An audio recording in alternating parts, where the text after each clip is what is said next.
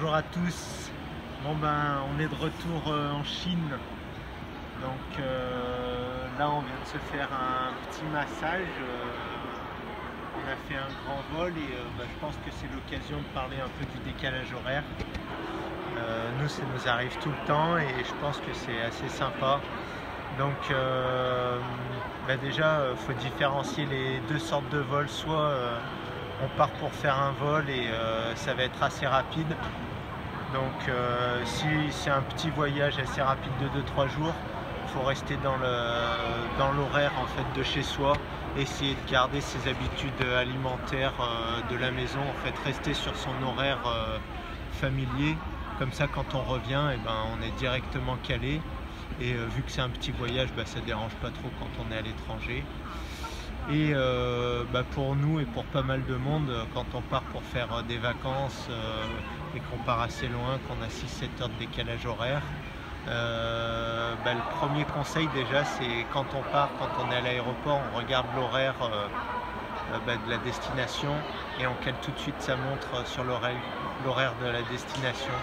Comme ça, on peut tout de suite caler le dodo, les repas sur le pays où on va aller, c'est pas mal.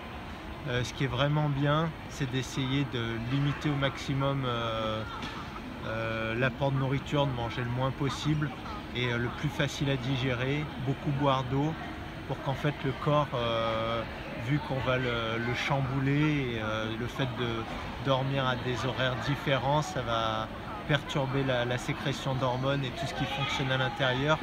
Donc vraiment comme certains disent, d'apaiser le digestif. Donc voilà. Nous, les petits trucs qu'on a aussi, c'est quand on arrive dans le pays, si c'est pas l'heure, comme là on vient d'arriver en Chine et normalement on devrait être en train de dormir. Et là c'est le matin, donc on se met un peu des huiles essentielles pour se réveiller, pour être tout de suite dans le timing du pays. On n'a pas du tout faim parce que normalement en France c'est l'heure de dormir, donc on mange pas et on va boire jusqu'à ce que le corps il demande de manger. Et pour le soir par contre on sait que ce soir ça va être un peu dur de dormir, donc on va essayer de faire peut-être un petit footing ou de s'aérer, de pas être amorphe toute la journée. Et avant de s'endormir, on va prendre des huiles essentielles qui vont nous calmer, nous apaiser pour qu'on se mette encore une fois dans ce cycle. Donc, on peut rajouter aussi le soir de se mettre en contexte pour dormir, ouais. Parce que le soir là on ne sera pas l'heure de dormir, donc fermer les rideaux, pas allumer la télé, pas éviter d'aller sur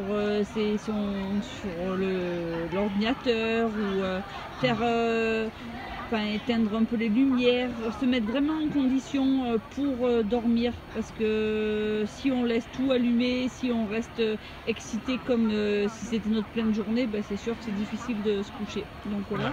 Et aujourd'hui aussi, même là, si on a passé une très courte nuit, on se force entre parenthèses à ne pas dormir pour que ce soir sûr on va dormir. Donc voilà. Bon, je pense qu'on a fait grosso modo le tour de la question. Après, chacun est différent, mais bon, ça passe bien les décalages horaires si on sait les aborder. Bon, on se refait un tour de chaise.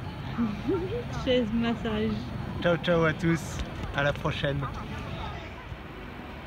c'est la carte du monde. Et vous pouvez déjà remarquer que selon où on se trouve, la France elle n'est pas au même endroit. Chez nous on est habitué que la France est au milieu, mais là la France elle est là. Et nous sommes ici à Chongqing.